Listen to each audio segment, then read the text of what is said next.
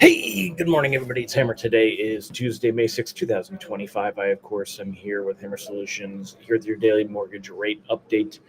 The only place on the web where we go online around 9:30 a.m. Eastern time each and every weekday morning, talk about what's going on with rates and pricing. Today, the Fed meeting starts, so we'll be talking about what's going to happen tomorrow when the Fed meeting concludes. It'll, of course, conclude with Jerome Powell's press conference. That will be the big event. So we'll talk a little bit more about that today and probably some more about that tomorrow. But a couple of interesting articles today about that. A couple of trade deals done today. We'll talk about if that's going to affect rates at all and kind of what we should expect. We'll talk about where rate sheets are at today, which way they're trending, and what we can expect going into tomorrow. So thank you for joining me. If you're here this morning, say good morning.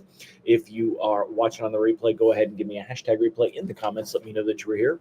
Got the camera working today. This poor computer, though, I think it's on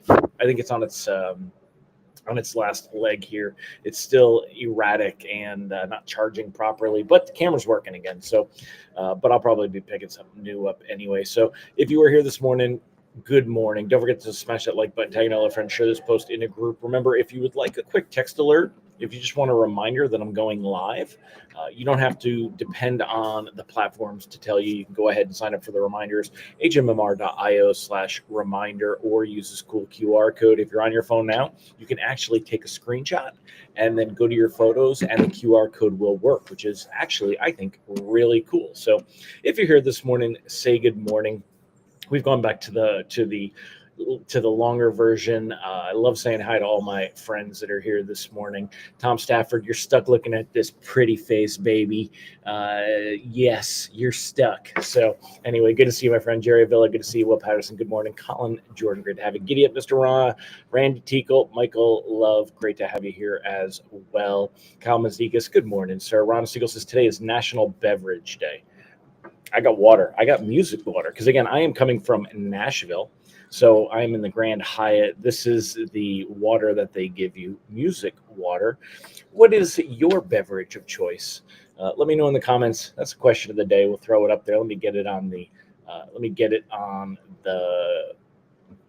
notes here. Question of the day. What is your beverage of choice? It doesn't have to be alcoholic.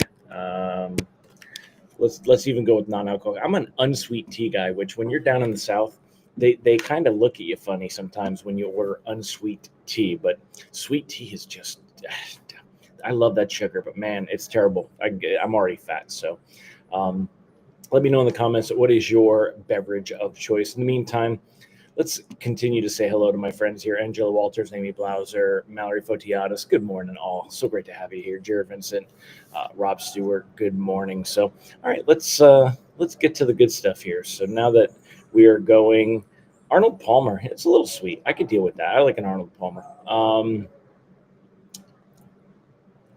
Let's see.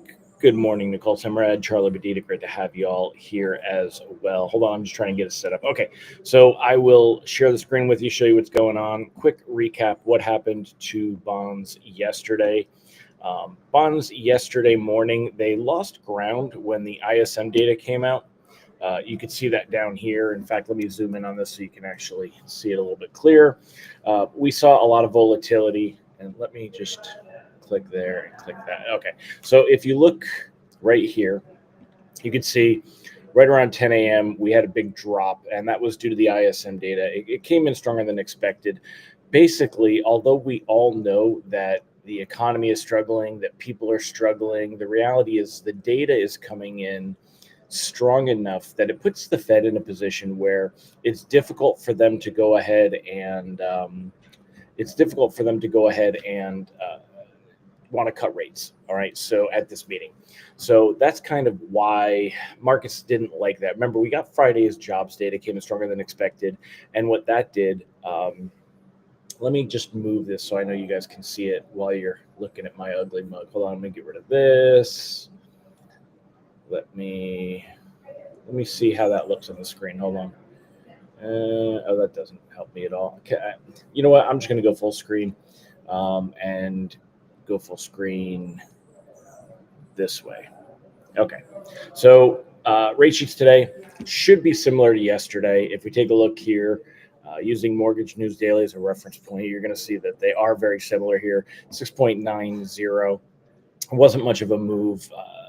Once rates actually came out, there wasn't much of a move yesterday on that. So we knew that Friday had a bit of an ugliness to it as rates were there. So today you're not going to see much of a change here. Reprice risk on the day is low.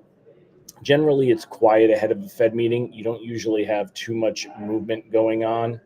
Hold on, let's do that. All right. So reprice risk on the day is low. Usually you don't have too much of a move ahead of the Fed meeting. Now that the Fed meeting starts, it should be a calm day.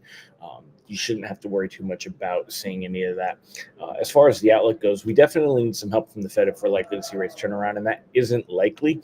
Let me share with you a couple of articles that I found interesting and real quick, and we'll go over that. So taking a look here, there was an interesting one, of course, from the Wall Street Journal and Nick Timiraos. We call him the Fed Whisperer, and it is whispered that he gets some insight into what's going on from Mr. Powell and, kind of his article. And this one talks about how the Fed is currently in a lose-lose scenario, and Nick risking the wrath of Trump by calling it a haphazard tariff rollout. Central bank prepares for difficult judgments and emerging divisions regarding when to cut rates. So remember, Powell has received a lot of pressure from Trump about cutting their Fed funds rate at this meeting. Markets believe that we will see plenty of cuts by the end of the year, but they do not believe that we are going to see a cut at all this month. So basically 98% that will be exactly where we're at right now. And as far as a cut in June, we saw on Friday this flip-flop of a rate cut, now only about a third probability, 33% probability that we will get a rate cut at June's meeting. And, definitely the press, markets, traders, they're all going to be looking for signals from Powell, what's happening at the June meeting. And the conversation here is, I'll go back to that Wall Street Journal article in a minute, but this one is interesting from MarketWatch. So this says Fed's Powell expected to push back this week against rate cuts. Fed won't be thinking about a rate cut until inflation from tariffs have peaked. And somebody pointed out an interesting thing in this article that talked about how if you want to get a jump on Wednesday's press conference, read Powell's April 16th speech. Economists think it's likely that Powell will stick closely to the speech he gave last month, especially on how the Fed might handle the puzzle of higher inflation and higher unemployment. His April 16th speech is really the template for what this meeting looks like. Powell emphasized then that the Fed is in no hurry to move. In his speech, Powell explained that inflation was going to get more weight in the Fed's thinking in the coming months by saying the labor market couldn't thrive if inflation was out of control. So it's very likely, this is what markets are thinking, and this not really all that good for bonds. I mean, it's not terrible, but it's not all that good either. So rate cuts could come starting in July or September. Traders and derivative markets now expect 3 rate cuts this year. And let's compare that to what we're seeing here at CME FedWatch. Right now we're at 4 1/4. If we saw 3/4 point cuts, it'd be 1, 2, 3. So that's exactly what matches what's in the article. Man, this guy is loud, y'all. So anyway, you've got this going on here, possibly a deeper cut here. So that's the expectation and kind of where we're at. So, but all right, well, he's distracted me, so I'm going to wrap up soon in a minute. But as we're looking at this, mortgage-backed securities down just a few basis points. I think overall it's going to put us in a position to, yesterday I was locking what was coming in, cautiously float at this point. Let's see what tomorrow brings, even if it's closing less than 15 days. At this point, you might as well go ahead and cautiously float it. There's just not a lot of merit to locking today, as long as things stay calm. If we do see risk of reprice worse, if markets continue to sell off for some reason, then absolutely we're going to want to consider locking. Loans closing in the next 15 days. It's a unlikely that we see too much help from tomorrow. So let's hear what y'all had to say. What was your beverage of choice? What's your go-to beverage? That was a question I had for you this morning, based on today being National Beverage Day, according to Mr. Siegel. So Jerry Vila is an Arnold Palmer guy. Sean Segeloff's a nice coffee, unsweet tea, and pretty much anything Crystal Light. Amy Blauser, also an unsweet tea. Yeah, I drink unsweet tea and water. I like my seltzer water too. Warm water with lemon. And as far as losing weight, 54 pounds, man, that is impressive, Ron. Good for you. Very good for you. Your heart thanks you.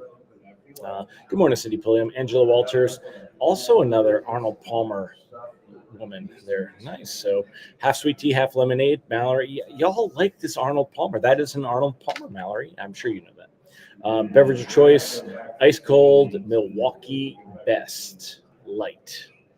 The Beast. Oh, you're funny, man. Kombucha. Oh, I don't like kombucha. Anyone else like kombucha?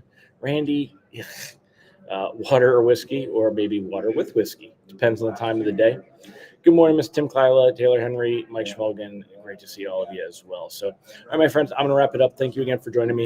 Appreciate y'all being here this morning. Tomorrow, we'll talk about what's going on right ahead of the Fed. We'll see if there's anything that changes, but the expectation, the Fed can't go too dovish at tomorrow's meeting because that would spur too much with markets. But with the labor data coming in the way that it did, it's unlikely that we're going to see them really move off that whole hill of waiting to be data dependent. And yes, it gets argued that they move too slow, but that's been the way to go. So we'll see where it is. And Kyle, smoked old fashioned. My wife likes that too. Derek, kombucha. Ugh, I don't know how y'all drink that stuff. It's gross. So, all right, my friends, I'll see you guys tomorrow. We'll see if there's anything different to talk about. Have a fantastic day. Bye-bye.